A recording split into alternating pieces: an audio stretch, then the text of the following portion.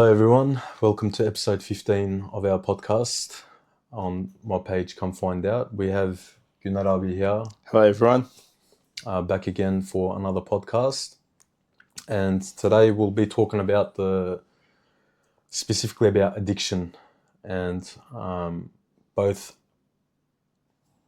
addiction in the sense where both addictions where it's halal, and we'll dive more into it, but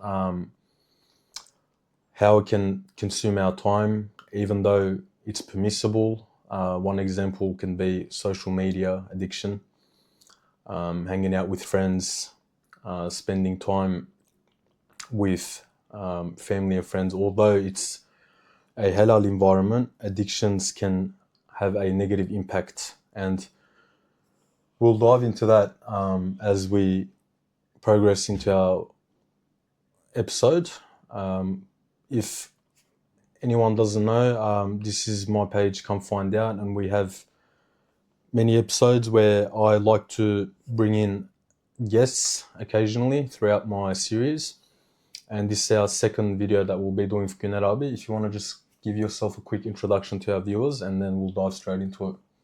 Yeah, I really enjoy the podcast that my friend Talha has, and come find out. It's a really good name for it. So it's for the curious. A bit about myself. My name is Guna Hussein. I'm an educator and a lawyer.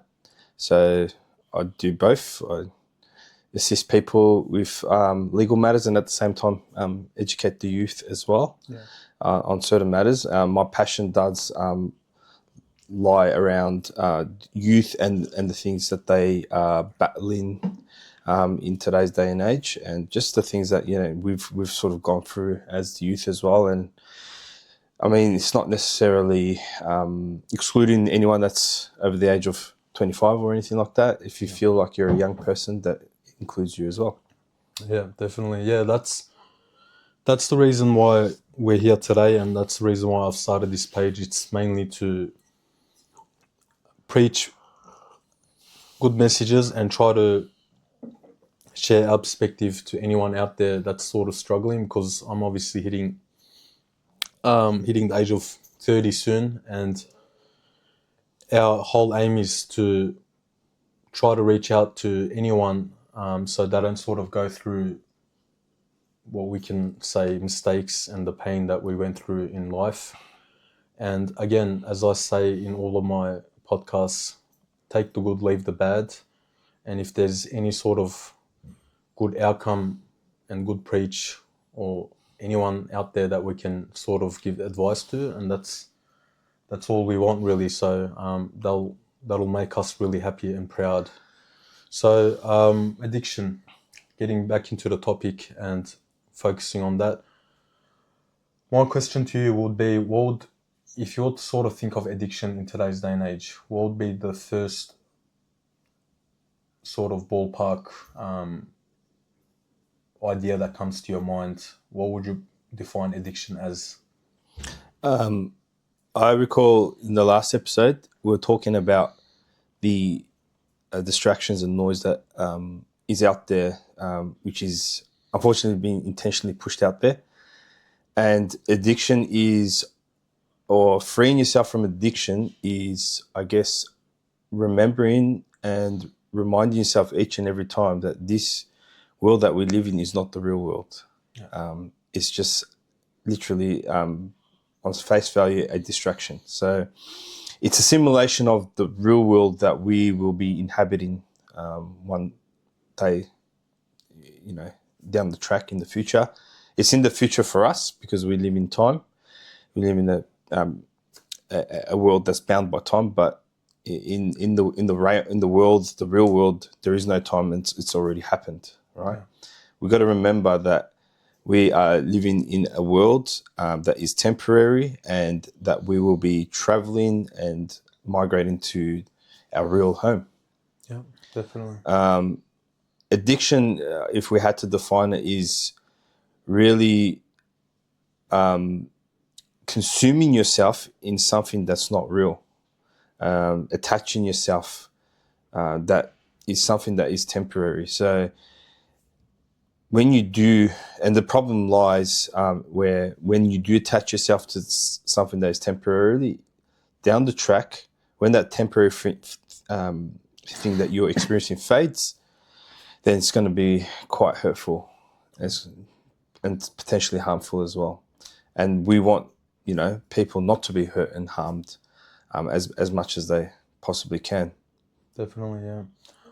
It reminds me of the Quran verse where Allah states, saying that, did we create you for amusement and play, right? And it just touches on the topic of what you said as well. Addiction necessarily doesn't have to be the broad definition of drugs and alcohol and just the negative that we see.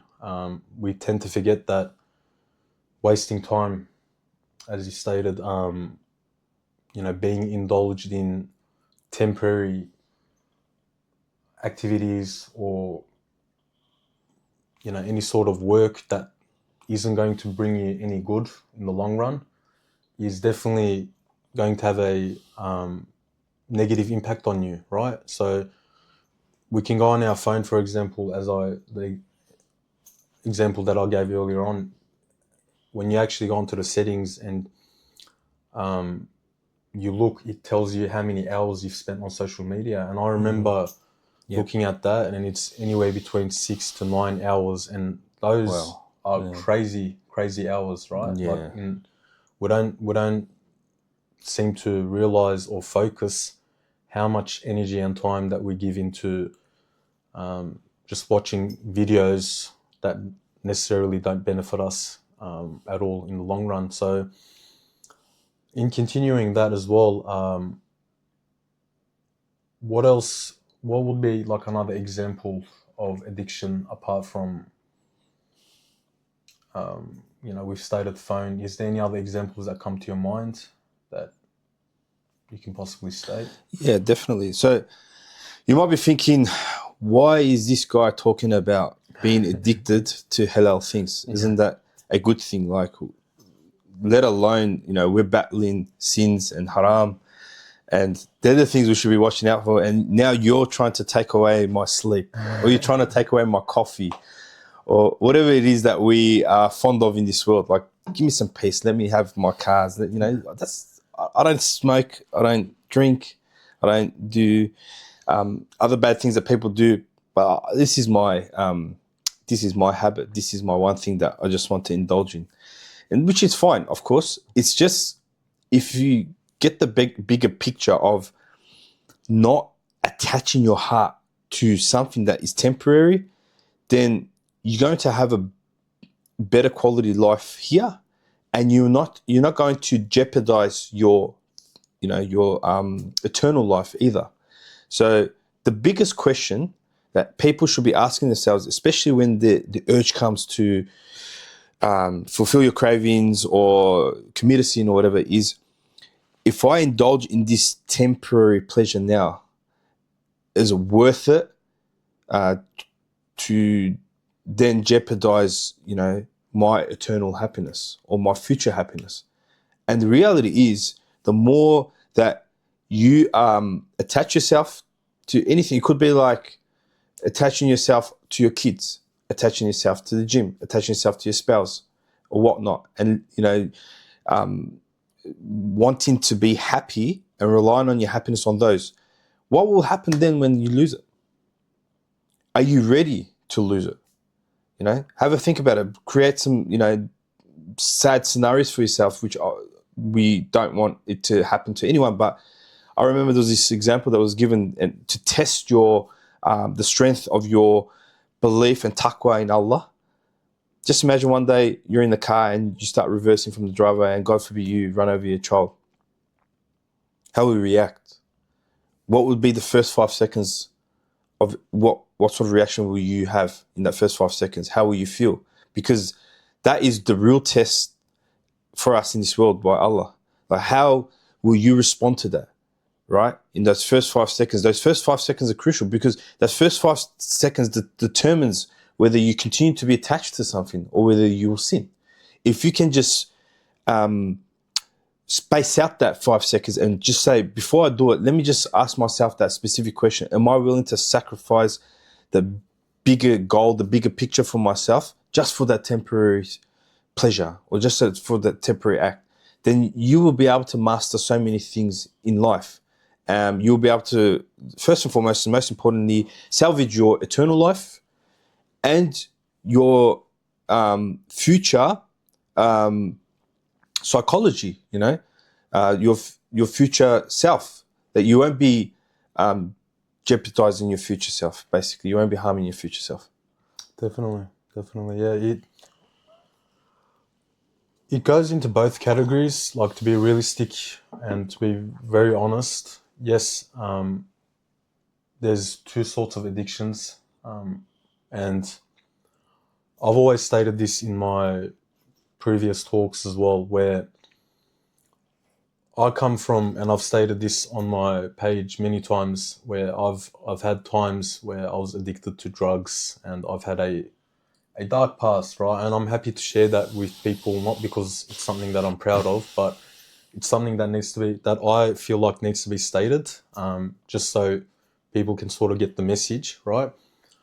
But yes, there are sinful addictions, drugs, alcohol, watching adult content, right? And we see it, the way I feel like Gunarabi is putting it, right? There's two categories, right? Just because you're out of the first category, if you've moved on away from those sinful actions, there's still a lot more addictions that you need to overcome. And as he stated as well, that goes into discipline, that goes into a stronger mindset, that goes into psychology and your perspective on life. And as he stated as well, as Gunarabi stated as well, this world is temporary. That's the biggest eye opener, and I think the most important thing to look at as well, because I've had times, and I can name one halal addiction, for example, cars. There are a lot of people that are into cars, and yes, it's not haram to buy a car. It's not against Islam, but in Islam, it says it very clearly that, and Allah states very clearly to us that you shouldn't ever put anything before Islam, before Allah, and that's not allowed. Even your kids, even your parents, because you shouldn't love anything in this dunya, in this world, more than Allah. Because once we attach our hearts into temporary people, because we're all going to pass away one day, temporary objects and material sort of desires, right? We're going to get hurt, and that's what sort of causes our downfall in the first place as well, because we attach our heart so strongly to things that we shouldn't attach, right? And once we sort of let go of that attachment, that's when true contentment and true happiness comes. And it's like, there's one saying that I really like as well. It's, you are allowed to ask for wealth and do business and become rich, but there's like a thin line where you shouldn't attach your heart, where they say, like the Sahabas of Hazrat Abu Bakr and Hazrat Umar radiallahu anh, many of them were millionaires of their time, right? They were businessmen. But the difference between them is they had the dunya in their hand and not in their heart, right? So the moment you can sort of differentiate that, and you can have your fun, your social media, your friends, your cars, and your addictions, or your fun and your entertainment, but we just need to draw that thin line of not letting it overcome our belief and our tawakkul and our love for Allah. And we've got to make sure that it's balanced and that you don't put all your time and energy into this world. And the moment you sort of do that is when you sort of have that thin balance and true happiness. And that's where I believe that Allah will even give you more, because you're always putting Islam and Allah first. And as Gunarab stated as well, it's we have to always remember and remind ourselves that this is a temporary world, and that there's a whole nother world out there as well, once we pass away and we get resurrected into the afterlife. Very well said, Taha. I couldn't agree more. I'd like to say the biggest flex into today's world is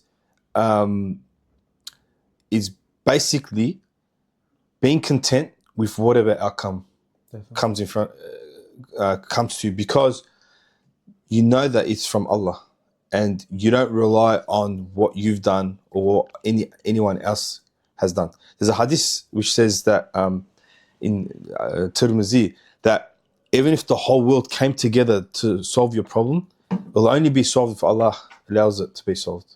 And there's also another concept we know, that with qadr, that if something is going to come to you from Allah, it will never miss you. So if it's going to come your way, you won't miss it. It's all preordained. It's all written. So all you need to do is just do what you need to do for that situation, and not focus on the outcome. Like you can look at it like we had the World Cup recently, right? And there's that conversation around the game of Argentina and Egypt. Egypt, like when you look at it in terms of its possession and preparation and how they played during that game, you'd think that they deserved it, right? Yeah. But Allah didn't allow it. So what is it that Allah then wants from you in that situation, where you may even feel that there was some injustice there because there may have been some free kicks given that shouldn't have been given to the other team? It's Allah's literally testing your sabr.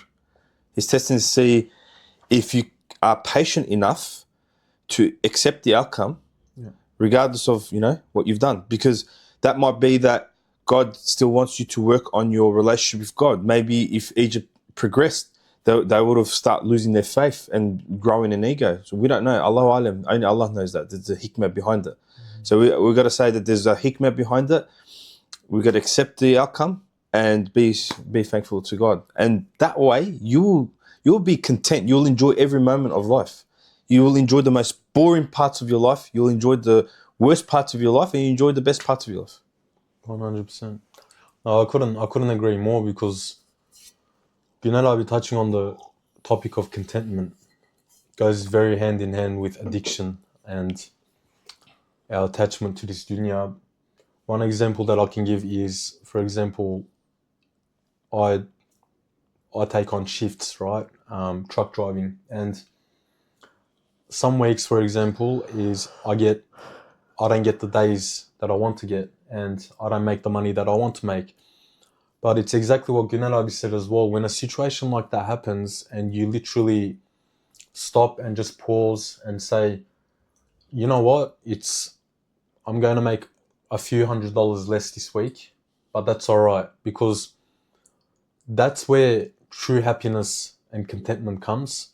And when you start shifting your mindset and your perspective on anything, from the FIFA World Cup to your job to the minor stuff to major stuff, like literally you can apply this logic to anything that you do in life, then you become so much happier. And like as Gunnar said as well, even your hardest times become calm, beautiful, and collected, because that's literally that's the key point that I love, where Gunnar made. It's Allah just wants you to see that. That's all it is, right? It's not about Allah trying to punish you. It's not about Allah trying to necessarily, get back at you. And Allahu alam, there's many reasons why we know and that we don't know of why Allah does certain stuff. But what falls upon us is not try to figure out everything and sit there. It's all, if we in our heart just say, yep, that's how Allah wanted it, and we start looking at it from that perspective, then everything, you get mountains and mountains of pressure off your chest, and definitely. you just don't stress about it until the next week or until the next day, and your 24 hours just becomes so much more peaceful. And it's easier said than done, unfortunately. Yeah. Like, it's not like, we can state it as much as we want, but I believe it takes a lot of practice to do. You just got to keep going at it over and over again until, you get better at it, and that's what it's about. You were saying to me before we sat down to talk here in front of the cameras was how energized you feel because of how like you just let things go. Like you didn't worry about what needs to be done at that present moment. You said you were focusing on just getting whatever needed to be done and not jumping the gun and thinking and overthinking about other things. And you're talking about this conservation of energy. And that's what it is.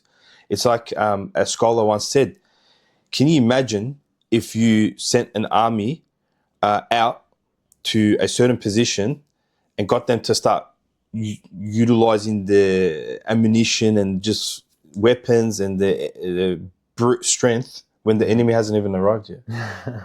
You're wasting resources. That's what it is. We're wasting ourselves practically by exhausting ourselves about things that we can't control.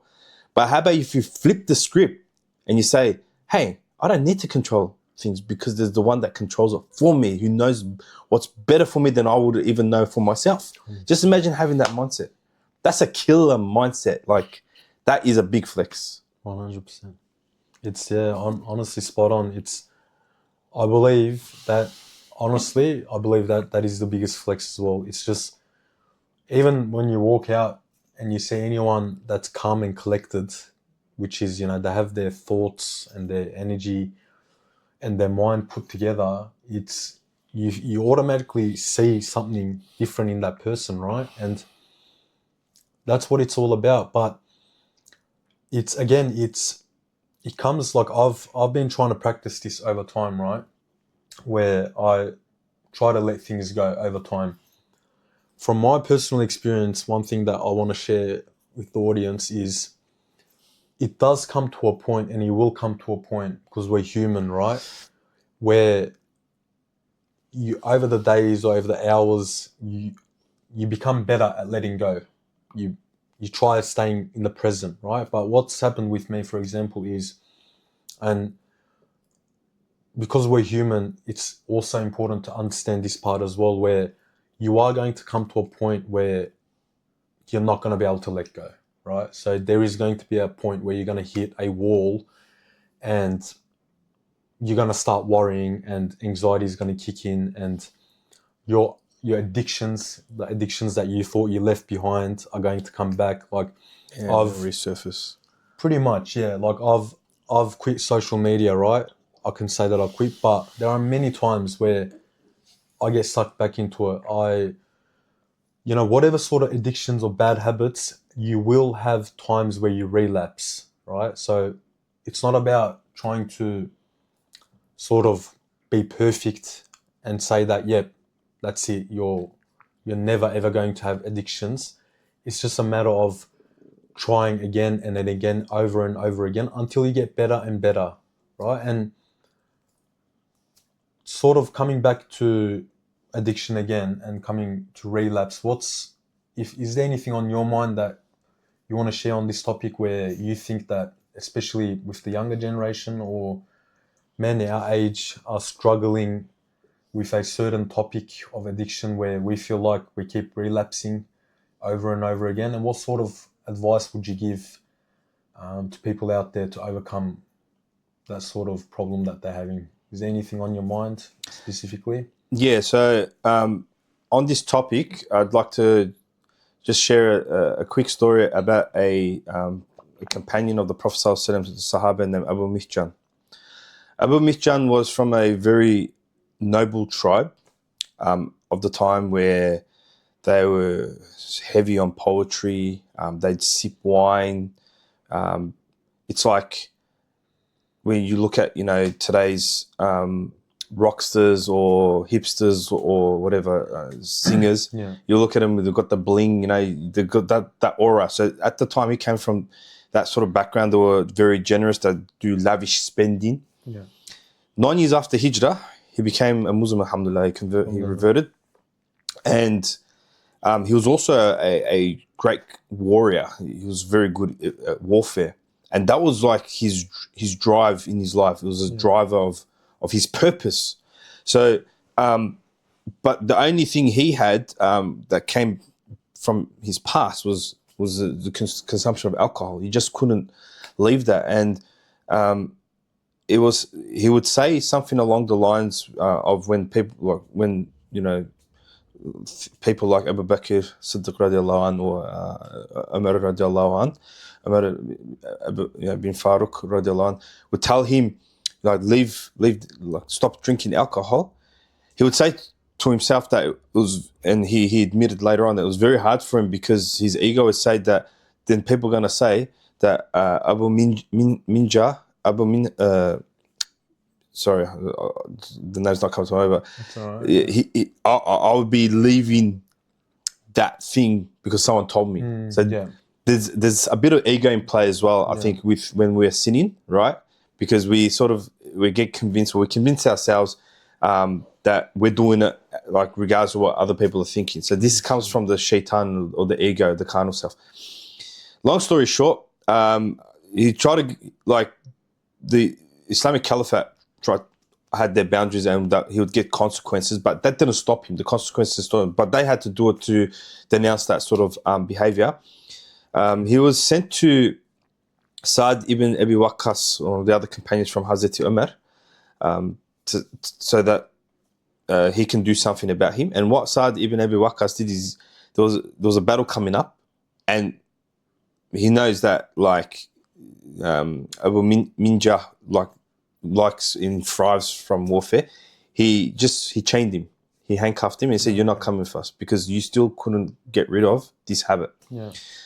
And that really got to him because he couldn't serve the purpose that, he was known for, his community, his society, and that's what he thrived on. And he was so upset. And that's what it made him think, that my sin has prevented me from serving my purpose, something that I enjoy. Wow. So it was a big war against the Persian Empire, and he saw Saad's wife, and he asked her, "Look, if you let me go, I will go and fight to be amongst my brothers because it's killing me. I'm missing out. And then once I'm done, I will come back. I promise you I'll come back and I'll get chained up again." And that's what he did. He went with Sa'd ibn Abi Waqqas' horse. He put like a balaclava over his face, or something to cover his face, so they didn't know it was him. He battled and came back, and it was like he battled magnificently, and they thought it was an angel. Wow. But Sa'd ibn Abi Waqqas actually picked up it was him because of the way he battled. He fought, and he recognized his horse. So Sa'd ibn Abi Waqqas came back to where he was, and he was all chained up. And then he's like, "Were you on the battlefield?" He's like, "Yeah." And he explained the story, and he goes, "I will never ever do this sin again. I will never think." So he put his pride aside because a higher purpose filled it. He said, "You know what? This sin has brought me down. I have a higher purpose in life. I don't want to be, refrained or restrained from that. So I'm going to get rid of this." And that was it. It was a mind shift, change there. That's first time I'm hearing that. Actually, that's amazing. That's amazing. Just it's a perfect example of how to overcome addiction. Literally, beautiful story when you break it down. I believe, and one other part that you said as well is that caught my attention is identity. Right? That's spot on, where we feel judged when we have a sin. When someone tells us to leave it. As humans, we make it our identity. We go, this is who I am. This is what I do. Only God can judge me, and no one can, tell me what to do. So yes, that's a major part of it as well. We've put it into our DNA, saying this is me, and that's why addictions are so hard to give up. But that beautiful story of how to overcome it, and I believe as well, the only way to overcome it is for a higher purpose. It's for Allah, for God, for the pleasure of God. When the moment you start doing anything for the pleasure of God, right?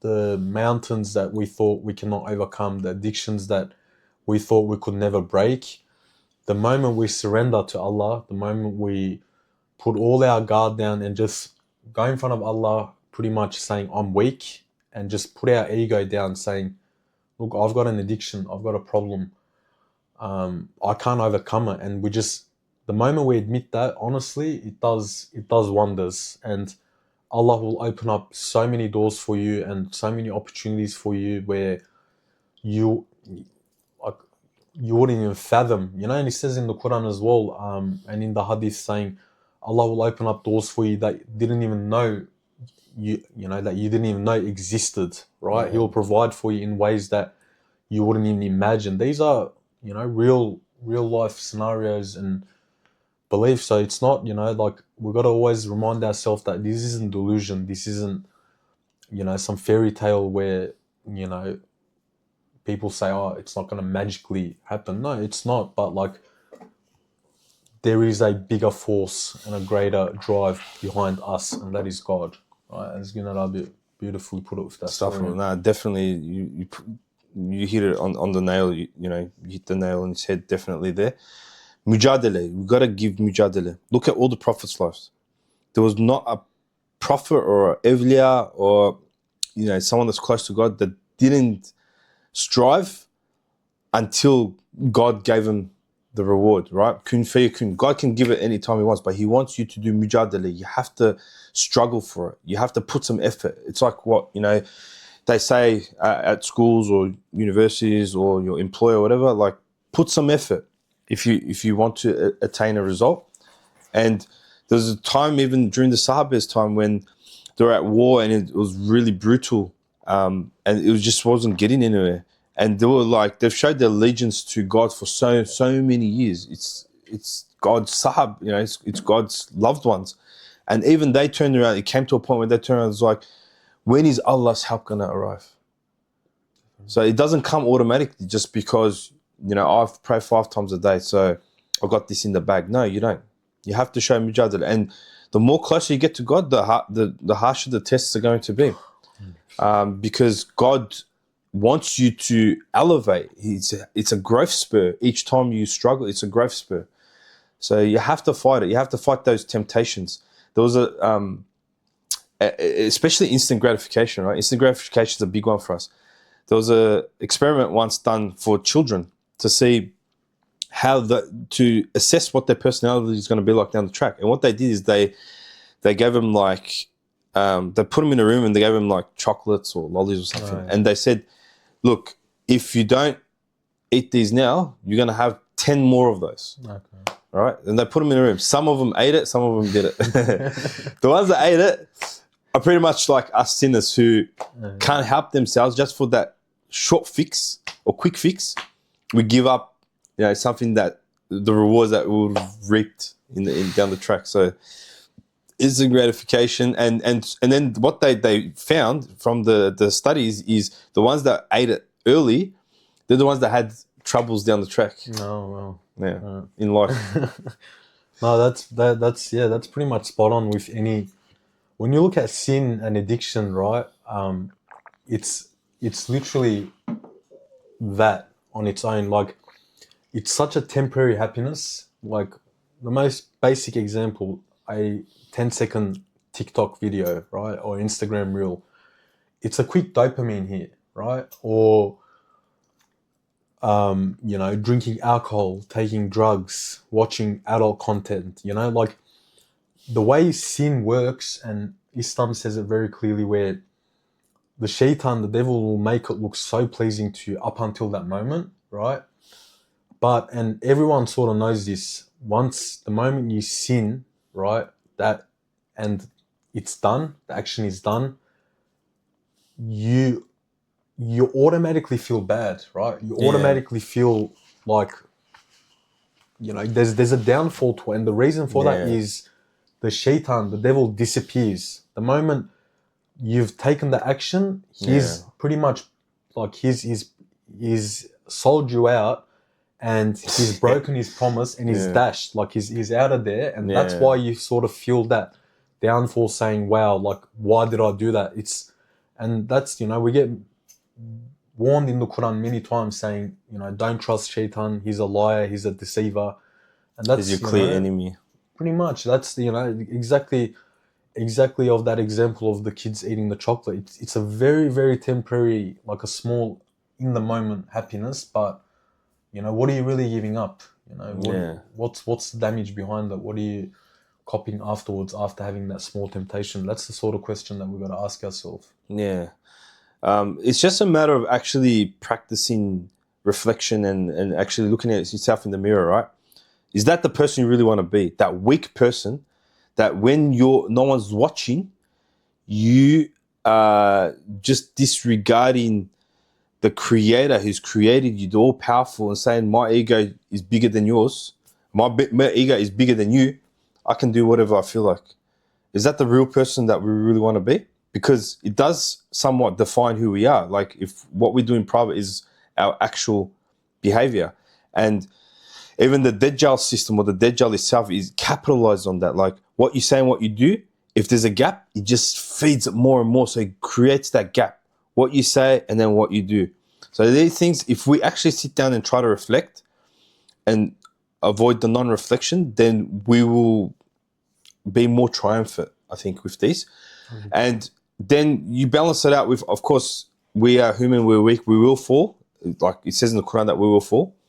But never, ever, ever forget Allah's mercy is bigger than your sin. 100%. So never lose hope in Allah. 100%. Never lose hope in Allah. And one thing that caught my attention again, what Gunnar said as well, is it's a real eye-opener, is you realize when you start walking the path towards Allah, in any sort of way, right, trying to practice your religion, and you start giving up your bad addictions and habits, when exactly as Gunnar said, if anything, honestly, I thought life was going to be easier in a way, right? Like you think, let's say you're an alcoholic and you gave it up. But if anything, when you go towards Allah, you're going to get tested even harder. And that was like a biggest eye-opener for me, where it's, because Allah loves you, as Gunnar stated as well. He wants you to, because you've taken a step towards Him, He's now going to test you in different ways. And I thought, honestly, that, yep, I pray my 5 daily prayers, things are going to be much smoother. And you can ask this to any sort of, people that are even, to put into words, more religious, or, you see scholars and great alims and imams, look at their life. They've been through the most struggles, to all the way, number one example of our Prophet Muhammad sallallahu alaihi wasallam. He went through the most difficulties. Like it said that he went through every trial and test that every human has had, from, losing his children, to being hungry, to poverty, to, war, to everything, like anything that you can name. So, if our Prophet, the most beloved human to Allah, sallallahu alaihi wasallam, has been tested in so many ways, what makes us think that we're not going to get tested? Just because we give up our addiction. But so continuing, and just to sort of change the perspective, what would be, let's try to sort of direct the conversation to, now we've spoken about addictions and how to overcome them, but I'm more curious to, because I don't want to sit here and, obviously just sound delusional to anyone saying, yep, give this up and do this and do that. So the number one question that comes to mind is, for the people that are trying, right? For the people that are genuinely trying, what would you say to them? Like for a person that's trying to give up, let's, just to be very open, drugs, alcohol, adult content, whatever it may be, social media, wasting 6 hours playing the PlayStation, like to anyone that's sort of trying to give up a habit and they keep falling, not one time, but 50 times, 100 times, or over 6 months or a year, what's sort of the solution there to someone that just keeps trying, but they feel like they're not getting anywhere? They feel like they're still not able to overcome the problem. So what can we say to, let's say someone wants to ask that question, what's the answer to that, do you reckon? Okay. So, yeah, There isn't one answer, but like, you know, there's definitely no one saying there's a lot there, and I feel like it's like get to the point you've waffled too much on certain topics. No, of course I didn't mean that, but no, it's a very good question. Something was coming to my mind, right? While you were asking that question, and something that like I want to explain from my own personal experience as well. Yeah. From in your darkest moments, right? In your darkest moments, you would have tried everything to get out of it, and nothing works. Like it's like that hadith about even the whole world came to resolve your problem. They had a conference, and you got advice from the best of people. If God didn't will for you to overcome that dark period of your life, you're not going to overcome it, or it's not the time, right? So, I think it's the way forward when it comes to these things is to never give up on God and keep building a relationship, right? Keep building a relationship. But the question is, how do you build a relationship, especially in this time and era of a Dajjalic system that we live in, right? Now, the Dajjal, the hour of the Dajjal, right? There's certain things that they look at. The spiritual decay from this Dajjal period is going to be things like you're going to have leaders that just talk nonsense, and there's going to be mass followers, and then there's going to emane, like the people are going to exploit the truth, or they're not going to protect emane. And there's another thing that doesn't come to my mind, but basically the behavior and the actions and the words are going to align, right?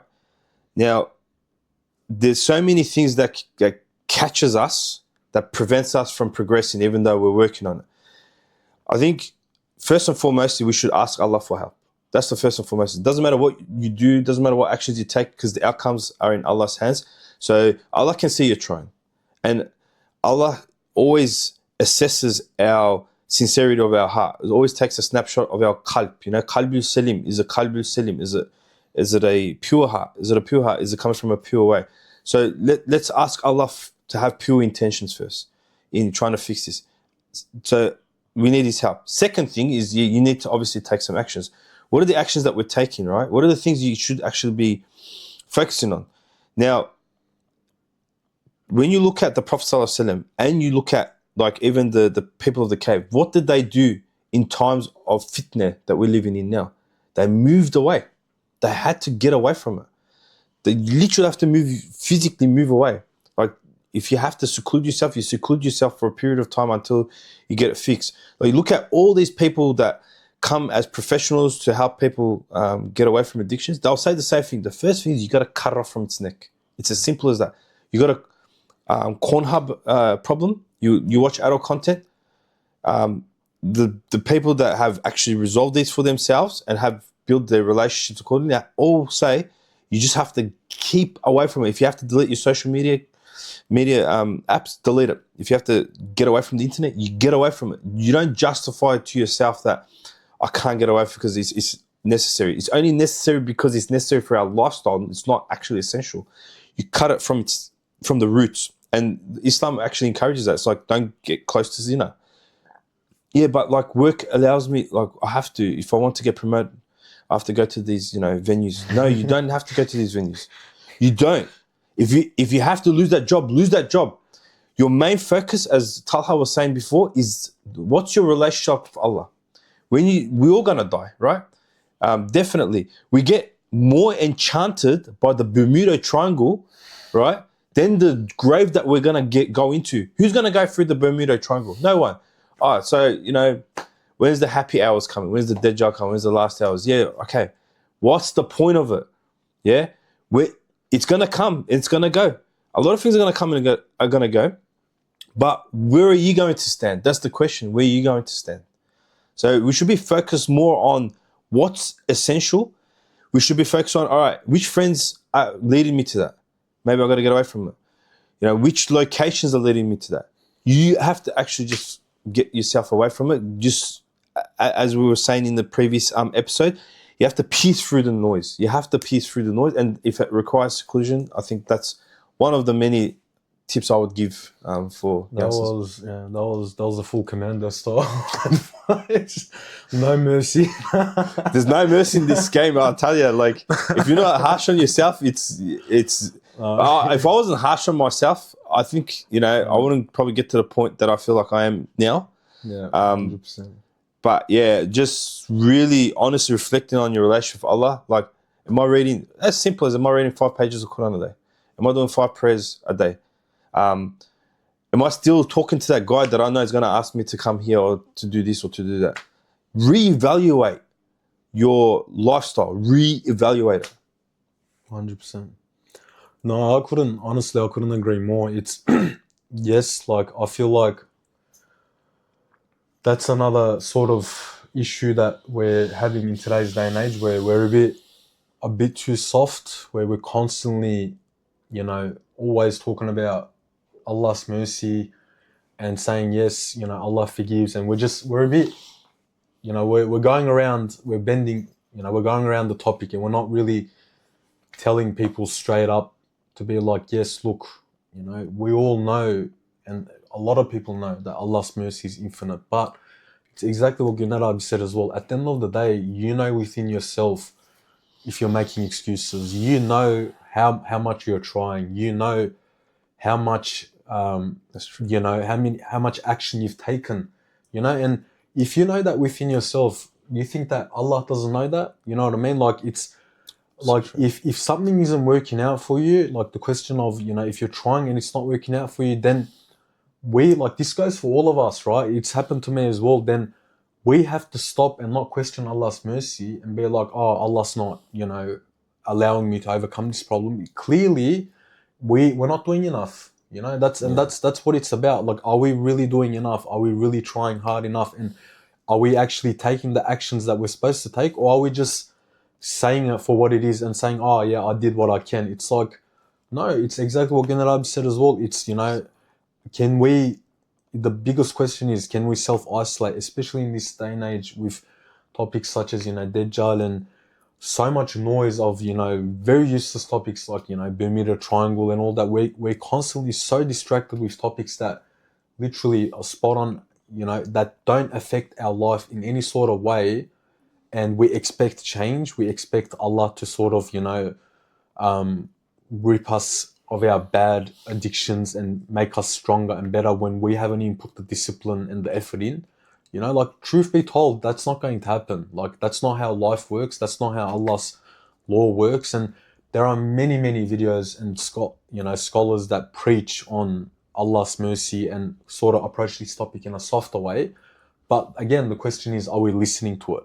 Are we, if that's what people want to hear, then, take that step and sort of listen to that podcast of those videos of Allah's mercy and learn about Islam. But realistically, unfortunately, we're not really doing that as well. So that's why we get so cut and offended when we hear statements like this, or we get so distracted and we take things so in the wrong way, in the opposite way, and it just, I feel like, doesn't really benefit us. Again, I don't want to generalize, but I'm just kind of trying to go onto the trend of Gunarabi, where he was a bit more of a commando style, started talking about war, and he's straight into the battlefield. He's saying, jump in the deep end and figure it out, and it's a way to go. Honestly, it's the sort of best way to learn. But yeah, can I just say, you're an amazing host. Thank you, I appreciate it. I love the way you just ask the questions, you make your points, you summarize very well. Jazakallah, brother. Thank you. Again, look, honestly, I appreciate Gunarabi coming onto my page.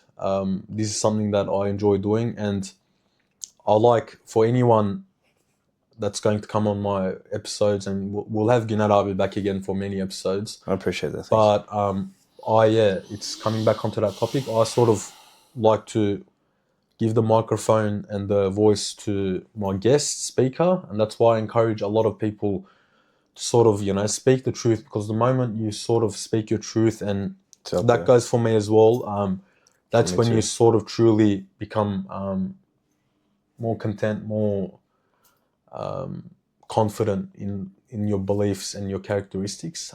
But yeah, Jazakallah, brother. Thank you for coming. My pleasure. It's always a pleasure to be here. It's And honestly, the fact that like I'm gonna go home now and say I said all these things, so I better put into practice. You put it out there, you make yourself accountable. So it's a good way to, like they say that even with your family or whatever it is, your friends, just say it.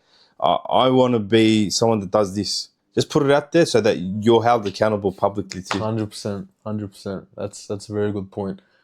I remember actually, just to wrap it up, one of the people in prison said that exact same thing. He's like, gave an example. He's like, giving a word, like your word to someone is like a bullet. Once it comes out, it's, you got to hit your target. It's out. You can't, like the moment you talk and you're not hitting your target, then you're just being reckless. But hopefully we'll see you guys on the next episode when we have Bin Arabi and other guests on as well. Jazakallah to anyone that's listening. We appreciate it. And inshallah, you take the good. Again, if there's anything bad that we've said, this sort of a disclaimer that I always like to put out there. Take the good, leave the bad. We're human. We can make mistakes. No one's perfect. And we're only here to sort of preach and reach out. Yeah, definitely. Peace out, everyone. All right. Take care. See ya.